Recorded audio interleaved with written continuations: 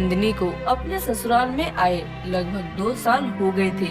पूरे परिवार की जिम्मेदारी अच्छे से संभालने की वजह से नंदिनी की सास निर्मला अपनी बहू से बड़ी खुश थी और हर किसी के सामने अपनी बहू की गुणगान गाते नहीं थकती थी। ऐसे ही एक शाम अपने देवर मयंक के जन्मदिवस पर नंदिनी ने उसकी पसंद का सारा खाना बनाया था। टेबल पर अपने भाई की पसंद का खाना देखकर नंदिनी का पति सोहन बोलता है, वाह, आज देवर के जन्मदिन पर सारा खाना उसकी पसंद का बनाया है। सही है मयंक बेटा, इस घर में तेरी ही मौज है। भैया जलो मत, अगर भाभी ने मेरी पसंद का खाना बनाया है तो आखिर जन्मदिन पर मैं इतना तो डिजर्व करता ही हूँ। हाँ हाँ करता है, लेकिन इस खाने के लिए अपनी भाभी का शुक्रिया कर। बेचारी कितनी देर तक किचन में लगी रही है सारा खाना बनाने के चक्कर में। हाँ ये तो बनता है। भाभी आपका बहुत बहुत शुक्रिया, सच में आपने मेरे जन्मदिन की शाम यादगार बना दी। भगवान आपकी जैसी भाभी सबको दे। बस बस देवर जी, मुझे आपसे थैंक यू नहीं चाहिए, बल्कि एक वादा चाहिए। वादा? कैसा वादा? हाँ भाभी बताओ, कैसा वादा? अपने देवर की बारात लेकर मैं जाऊंगी, मतलब आपकी शादी के लिए लड़की मैं ढूंढूंगी। बोलो मंजूर है? ये भी कोई पूछने की बात है बहू, अपनी ही कोई परछाई लेकर आई हो इसके लिए ढूंढकर। क्यों मयंक? हाँ भाभी जाओ, आपको दे दिया ये वादा कि जिसको आप चुनोगी उसी लड़की से मैं शादी करूँगा। नंदिनी इस बात से बहुत खुश हो जाती है और उसके बाद भी वो सबके साथ बैठकर खाना खाती है और फिर सभी अपने अपने कमरे में सोने के लिए चले जाते हैं।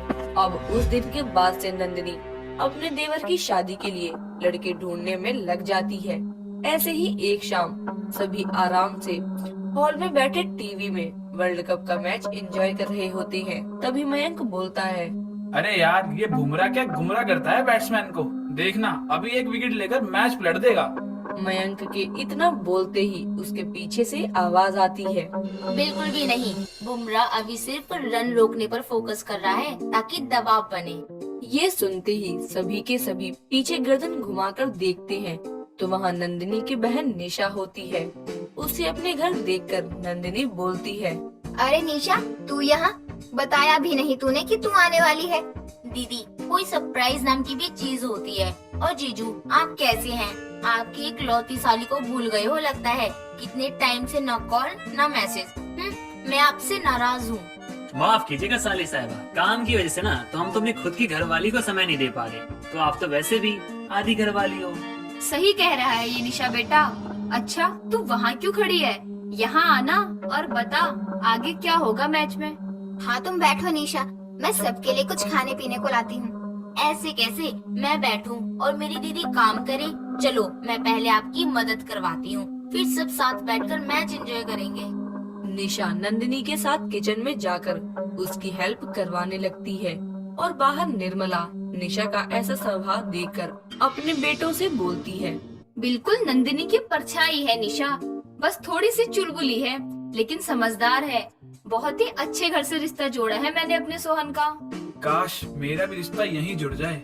कुछ देर में दोनों बहनें सबके लिए चाय नाश्ता लेकर आती हैं और फिर सब साथ बैठकर मैच एंजॉय करती हैं। जहां सभी का ध्यान टीवी की तरफ होता है तो वहीं मयंक का ध्यान निशा की तरफ। ये देख नंदिनी अपने मन में बोलती है, मेरे देवर जी का दिल मेरी बहन के लिए ही तो नहीं धड़कता। ऐसा है तो मैं अपने देवर की बारात लेकर अपने मायके ही चल लेती हूँ। समय गुजरता है। कुछ दिन निशा अपनी बहन के पास रहकर अपने घर चली जाती है। निशा के जाने के बाद थोड़ा सूनापन सा हो जाता है, जिस पर निर्मला अपनी बहू से बोलती है, बहू निशा थी ना तो कितनी चहल पहल थी इस घर में। सच में तेरी बहन बड़ी ही हंसमुख है, सबका दिल लगाए रखती है। माँ जी, ऐसी बात है तो क्यों ना निशा को ही इस घर की रौनक हमेशा के लिए बना ले। मेरा मतलब है अपनी बहन को ही अपनी देवरानी बना लूं। आपका क्या ख्याल है इस बारे में? तूने तो मेरे दिल की बात कह दी बहू। सच में मुझे भी ऐसा लगता है कि निशा और मयंक की जोड़ी बहुत अच्छी लगेगी, लेकिन मैंने सोचा कि कहीं तुझे ये सही ना लगे, इसलिए मैंने तेरे से नहीं बोला। नहीं माँ जी, मुझे तो खुशी है कि मेरी बहन ही इस घर में आएगी। मेरी तरह उसके भी भाग खुल जाएंगे आपकी जैसी माँ समान सास पाकर। दोनों की बातें मयंक चुप कर सुन रहा होता है, जो ये सुनकर खुशी से नाचता हुआ अपने कमरे में जाता है और खुद से बोलता है, वाह वाह, भाभी ने क्या कमाल का सोचा है। सच में ऐसी भाभी सबको मिले जो अपने देवर के दिल की बात बिना बोले ही समझ जाए। नंदिनी के ससुराल में खुशी का माहौल था। जब वो ये बात सोहन को बताती है तो वो भी इसके लिए राजी हो जाता है। और जिस शाम पूरा परिवार नंदिनी के मायके जाने वाला था, इस बारे में बात करने उसे कुछ देर पहले ही जब सब हॉल में इकट्ठे होते हैं निकलने के लिए, उसी समय नंदिनी के फोन पर उसके घर से फोन आता है, जिसको सुनने के बाद नंदिनी को एक बहुत जोर का झटका लगता है और वो रोते हुए हॉल में बैठ जाती है। नंदिनी क्या हुआ? नंदिनी बोलो ना, क्या हुआ? किसका फोन था? बोलो ना। बहू बोल ना, मेरा तो दिल बैठा जा रहा है। निशा हम सबके लिए स्वागत के लिए रसोई में खाना बना रही थी और अचानक ही गैस लीक होने के कारण सिलेंडर में आग लग गई और रसोई में ब्लास्ट हो गया। निशा को बहुत चोट आई है, वो हॉस्पिटल में है। क्या? भाभी उठो, जल्दी चलो, हमें हॉस्पिटल जाना है, जल्दी।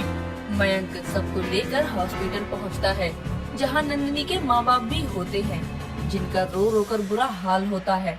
नंदिनी का ऑपरेशन चल रहा होता है और कुछ देर बाद ऑपरेशन थिएटर से डॉक्टर बाहर निकलकर बोलती है, देखिए निशा जी की जान बच गई, लेकिन उनका आधा चेहरा जल गया।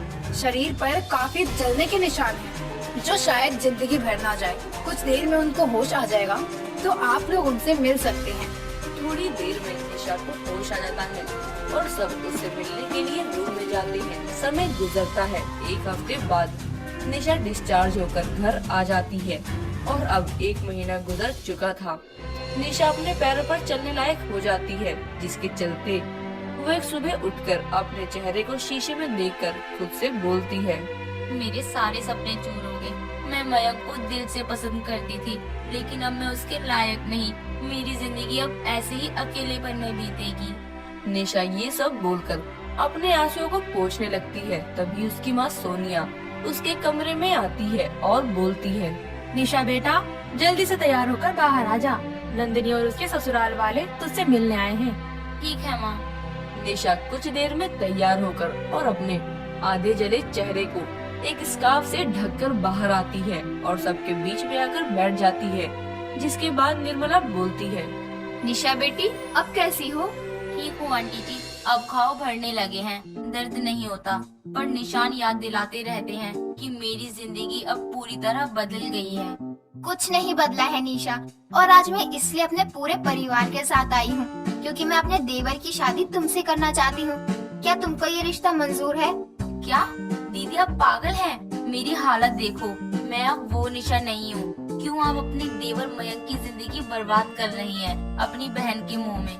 ये फैसला मेरा है निशा। मेरी भाभी ने मेरे से वादा लिया था कि अपनी देवरानी वो खुद चुनना चाहेगी। बस इस हादसे के कारण बात आगे के लिए टल गई, लेकिन जिस लड़की को उन्होंने चुना था उसी के घर उनके देवर की बारात जाएगी। और ये मैं कोई एहसान नहीं कर रहा हूँ, मैं तुम्हें पसंद करता हूँ, इसलिए मैं ये शादी खुशी से अपनी मर्जी से करना चाहता हूँ। ये सब सुनकर निशा की आंखों में आंसू आ जाते हैं और वो भी इस शादी के लिए हाँ कर देती है। अब लगभग 2 महीने बाद निशा की सर्जरी होती है, जिससे उसका चेहरा कुछ हद तक ठीक हो जाता है और फिर उसके 1 हफ्ते बाद मयंक की बारात अपने घर से निकलने को होती है कि तभी नंदिनी सबको रोकते हुए बोलती है, अरे रुको, मेरे बिना कैसे जाएगी मेरे देवर की बारात? सबसे आगे तो मैं ही नाचूंगी ना। लो चली मैं अपने देवर की बारात लेकर, लो चली मैं। ना बैंड बाजा ना ही बाराती, खुशियों की सौगात लेकर, लो चली मैं।